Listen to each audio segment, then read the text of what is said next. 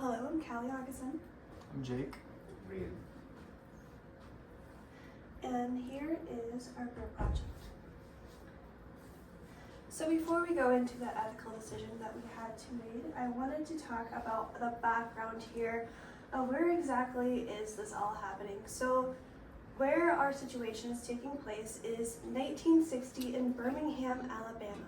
Now this city or town is known as the most controversial town with all of issues of black and white folks going against it, segregation.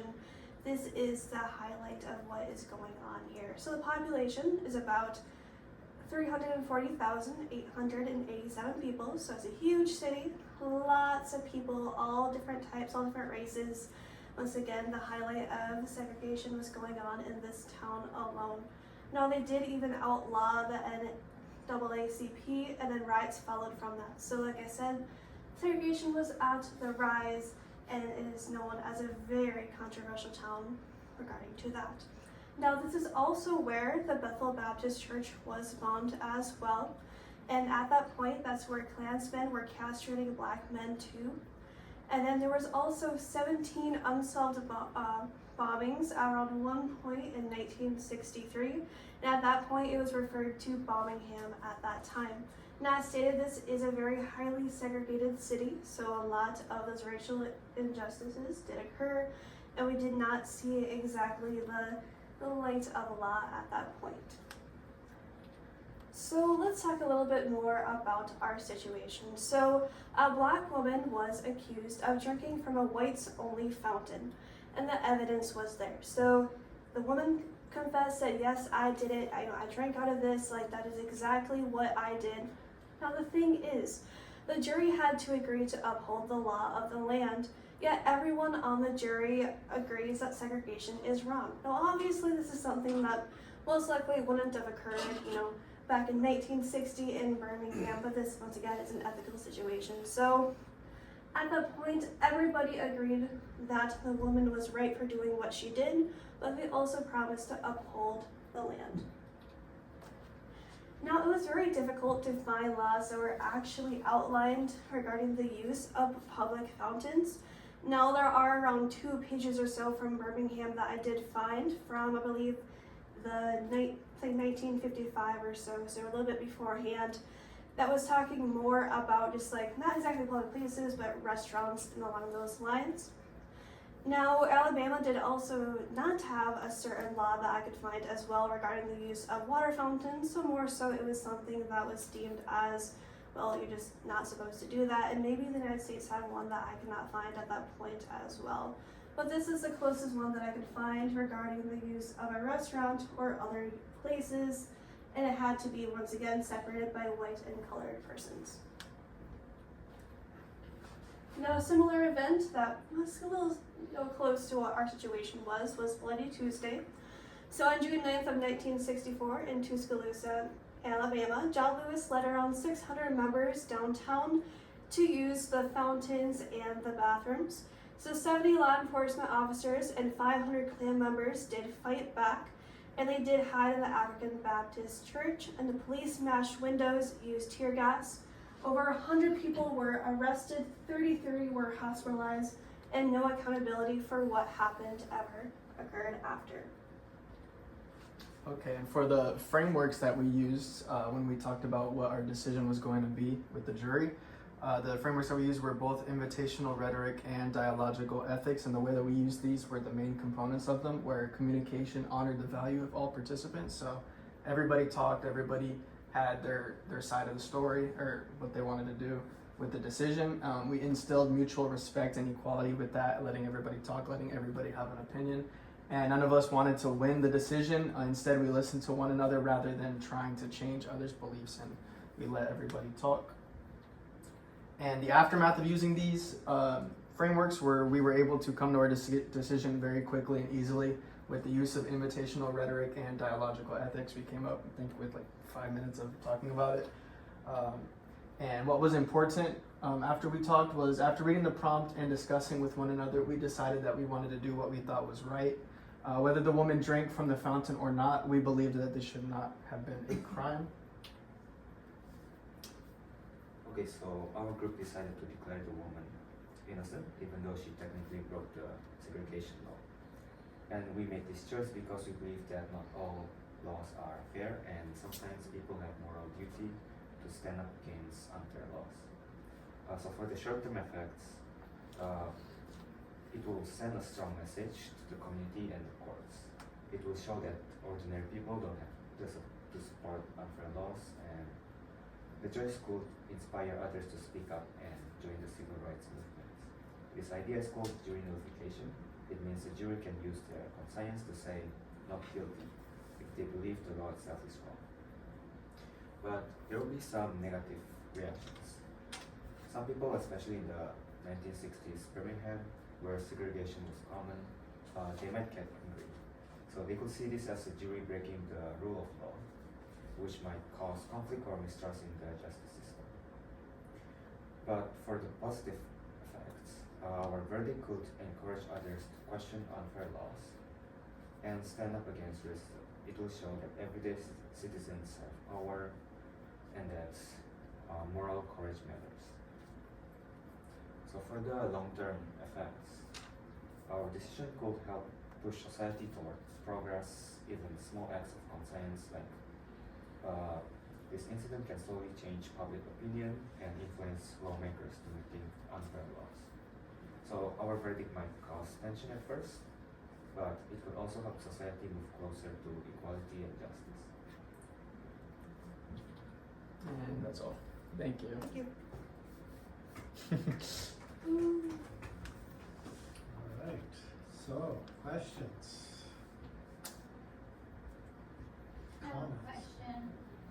So you guys said innocent because it's an unfair law, which yes, I agree. And I still put that out there. I 100% agree. But back in the day, Yep. what constitutes it as an unfair law? Like, what would make something an unfair law?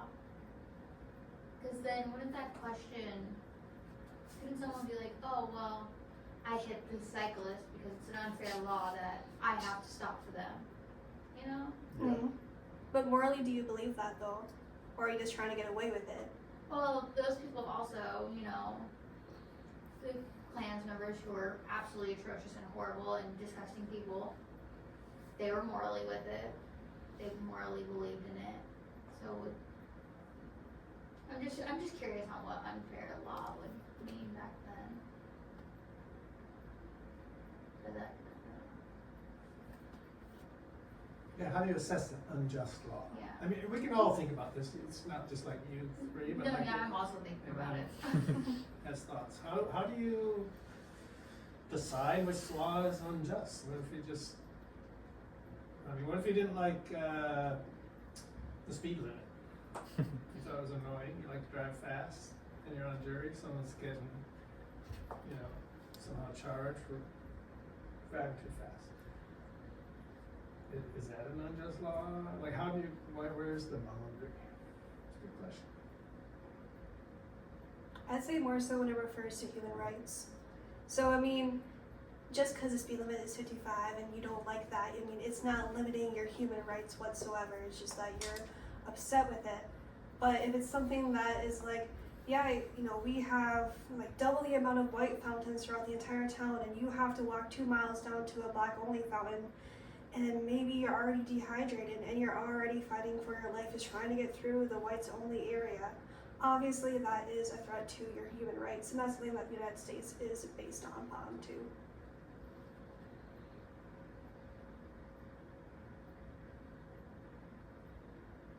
Makes some sense. Yeah, I mean, yeah. I mean, it's hard to think about it nowadays because we don't think like this nowadays. We grow up thinking this way, so it's like, how do I put my mind back then to think like, Yeah. this was right and that's wrong? So I've got a question again. This is for all of you. Any of you have thoughts? Jury nullification was actually very common during the Jim Crow segregation era in the South. But it was used by white juries to find whites innocent after they lynched black people into horrible things. So some of you might know the story of Emmett Till, or the Mm. movie made about him. So Emmett Till was, if you don't know, he was a teenage black kid who was living in Chicago or somewhere in the north. He had a lot of relatives in the south still. He went down one summer to visit his like grandparents or something. Some white woman accused him of something that probably didn't even happen, and a bunch of white men came to his house in the middle of the night, dragged him out, mutilated and beat him and tortured him, and then dumped his dead body in a lake or river. And there was a trial. It was pretty obvious who did it, and an all-white jury just let the people go. So that was jury nullification too. So that raises some really complicated questions, like if juries are free to just not uphold the law, like just decide what they want, does the whole rule of law start to sort of collapse? Like in a sense it did in the Jim Crow era. Juries weren't willing to find white folks guilty by and large. I mean, just, and does this make it worse by like encouraging jury nullification, like, or is this an important counterweight to all those racist white juries? Like, what are your thoughts about that when you think about like just the rule of law and the way this can be abused? You did mention briefly like could affect people's trust and mistrust in the rule of law. What are your thoughts about that? I guess I would rather be for like what you believe is right than like that stuff, but then there's like a fine line of what's right and what's wrong. So I can see that point. It's a bit controversial.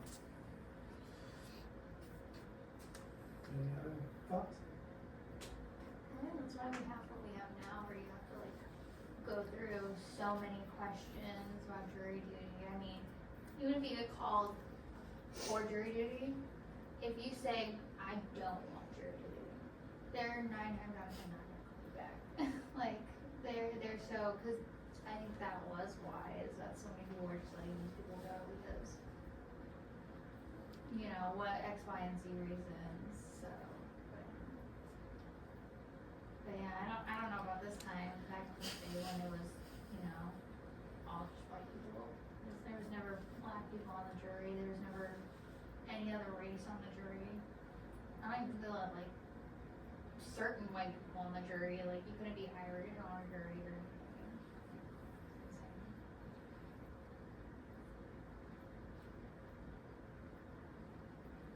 Any other thoughts about this scenario? Any other, I don't know, questions you all had as you were just thinking it through, or?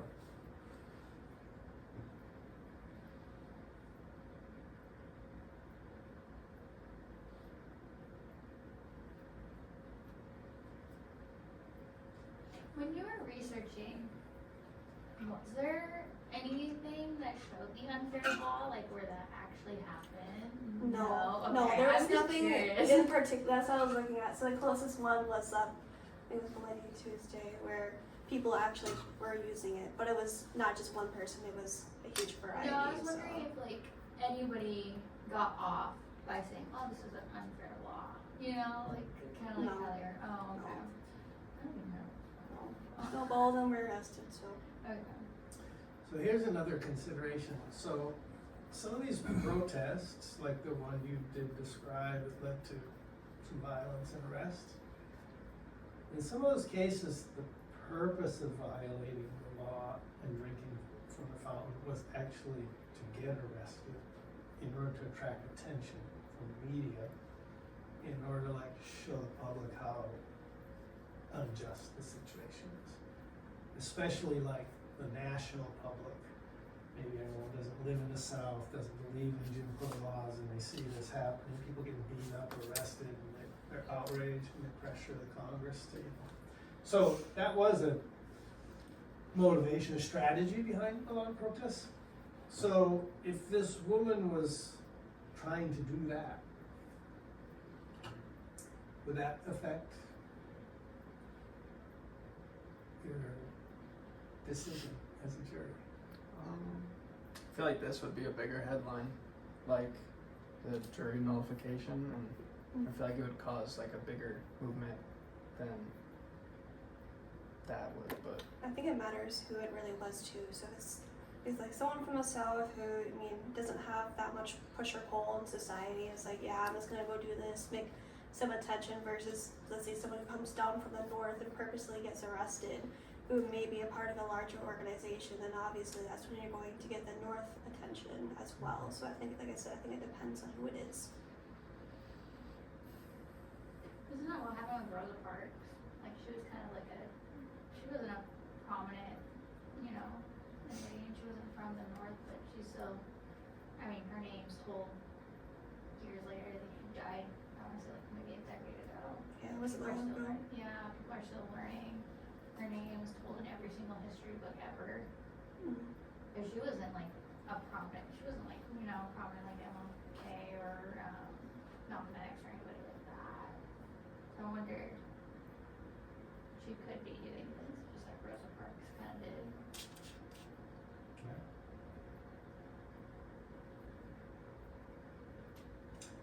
I'm curious, in Japan, are there anything similar historically, laws that were discriminatory that have been protested or changed over the years? I mean, no, it's a very different situation, but like for instance, I've heard that there's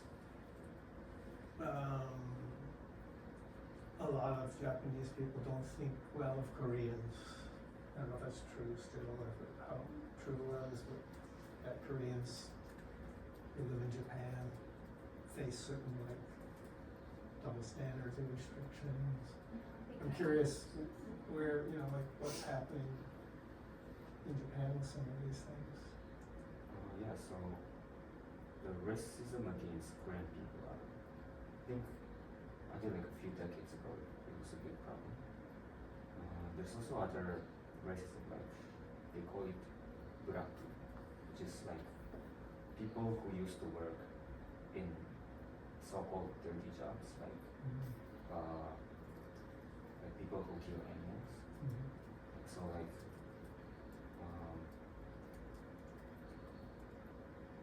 they used to separate them. So they're Japanese, but they were like a different class of Yeah. Japanese, and they weren't treated well. Were there laws eventually that were changed, or how did that change come about? I don't think there were laws, but just the people were treated. Yeah. So let me tell a story I had on the jury that is what inspired this scenario. So I've been called to jury duty 3 times since I've lived in Bellingham. And I served once, the first or second time I was called, I ended up being put on the jury and served. And the third time I called, I went down and I thought, you know, I'm fine, do my civic duty, serve on a jury, it's important in democracy. So I wasn't doing anything to try to get off the jury.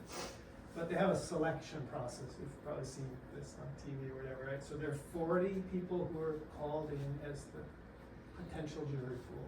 We're all given a number, sat down in order, and the prosecuting and lawyer and the defense lawyer question us, and they try to eliminate people who they don't want on the jury, right? You know how that works. So I was jurist number 7, which means I'm on the jury unless I get eliminated, because the first 9 are on the jury unless they get eliminated, and then they couldn't go into the backup reserves people. So I thought, okay, I'm gonna have to like give a couple days of time to this to serve, whatever. And then the prosecuting lawyer asked a question at one point when they're doing their jury selection process. She said, if the state of Washington passed a law making it illegal to drive a pink car, and I was prosecuting someone for driving a pink car, but you thought the law was dumb, would you still hold? That was the question. Now, at the time, I didn't know about jury nullification, but basically that's what she was asking. She thought this was dumb law, or an unjust law, whatever, would you uphold it? So I kind of thought a little about it, I never thought about that before, I kind of thought a little bit about it. You should just sort of see that I was thinking about it. So she said, nobody had said anything yet, she said, jurist number 7. What would you do? So I'm like, I just kind of thinking out loud. I said, well, let me put it this way. If the state of Washington passed a law saying black people could drink out of the same water fountains as white people, and you were prosecuting someone for breaking that law, I would not uphold it as a jurist. It's just thought that came to me. I was just thinking about, what this country used to happen, right? So she makes a little check on her little clipboard, and I thought, oh, might be off as jury. I wasn't trying to get off, but. And then she asks 39 other jurists. She said, is there anyone else in the jury pool that thinks the same way as jurist number 7? And I thought, oh man, what if she loses the whole jury pool? Like, they're gonna have to start again. Because of me. I'm thinking, oh man, how many people do you think put their hand up? Say probably less than half, honestly, maybe. Mm. 0. Oh, Not a single person in Bellingham wow. in 2018 put their hand up, which meant they would have all been willing to prosecute a black person for drinking from a white fountain in 2018 in Bellingham. Now, I was shocked. Because I was sitting up front, I kind of looked around. I thought, where are all the hands? Like, what's going on here? This is like a weird movie or something.